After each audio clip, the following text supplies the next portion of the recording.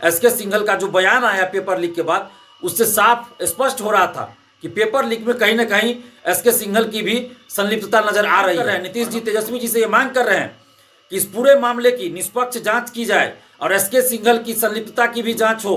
दरोगा बहाली का जो पेपर लीक हुआ, आंसर वायरल हुआ है, उसकी भी जांच होनी चाहिए निष्पक्षता के साथ। उस समय परीक्षा तो रद्द कर दी गई थी, लेकिन एसके सिंघल को पद से हटाया नहीं गया था। लेकिन कल एसके सिंघल को पद से हटा दिया गया है।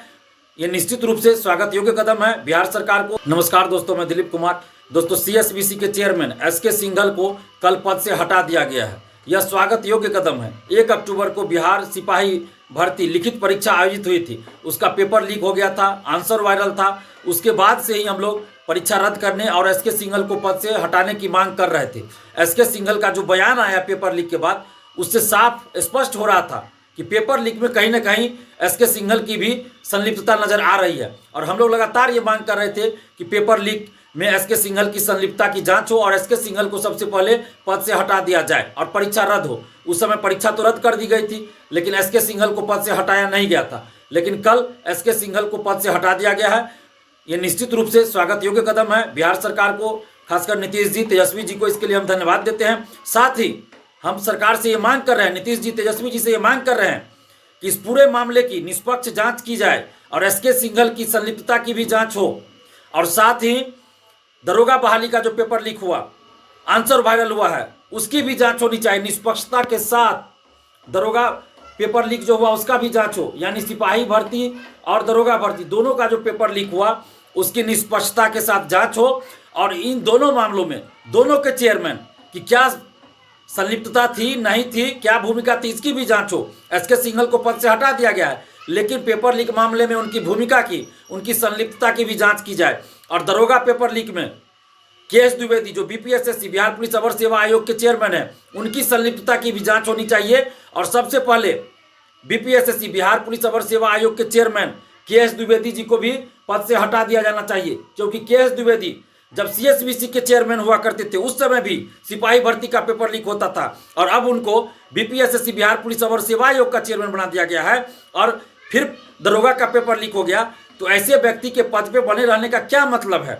इसलिए के.एस. द्विवेदी जी को बिहार पुलिस अवर सेवा आयोग बीपीएसएससी के चेयरमैन के पद से हटा दिया जाना चाहिए। और दरोगा पेपर लीक की भी निष्पक्ष जांच होनी चाहिए। और इस बात की भी जांच होनी चाहिए कि क्या जैमर लगाने के नाम पर सिपाही भर्ती और दरोगा भर्ती में करोड़ों रुपए का कोई खेल तो नहीं हो रहा है? जैमर लगाने के नाम पर सिपाही बहाली, दरोगा बहाली, इन दोनों के परीक्षाओं में करोड़ों रुपए का भ्रष्टाचार तो नहीं हो रहा है, लूट खसोट तो नहीं हो रहा है? इसकी भी जांच होनी चाहिए, क्योंकि जैमर ये लोग कहते हैं कि लगा रहता है सिपाही बहाली, दरोगा बहाली के परीक्षा में, लेकिन अभ्यर्थी बताते हैं कि जैमर नहीं लगा रहता है। हो सकता है 10-20 सेंटर पे ये जैमर लगा देते होंगे और बाकी सेंटरों पे लिस्ट बना देते होंगे कि जैमर लगा हुआ है, और जैमर के लगाने के नाम पे करोड़ों रुपए का ये लोग उगाही कर रहे हो, भ्रष्टाचार कर रहे हो।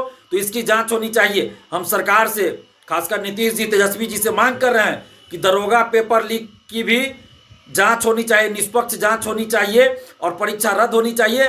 और दरोगा की परीक्षा भी पुनः फिर से पारदर्शिता के साथ होनी चाहिए। और के.एस. द्विवेदी को भी पद से हटाइए और सिपाही और दरोगा की परीक्षा फिर से आयोजित करवाइए, पूरी पारदर्शिता के साथ आयोजित करवाइए और पूरी व्यवस्था रखिए, ताकि किसी भी तरह की कोई धांधली सेटिंग ना हो, पेपर लीक ना हो, और पूरी पारदर्शिता लाइए। पारदर्शिता लाने के लिए ओएमआर शीट की कार्बन कॉपी, क्वेश्चन बुकलेट परीक्षा के बाद अभ्यर्थियों को दीजिए।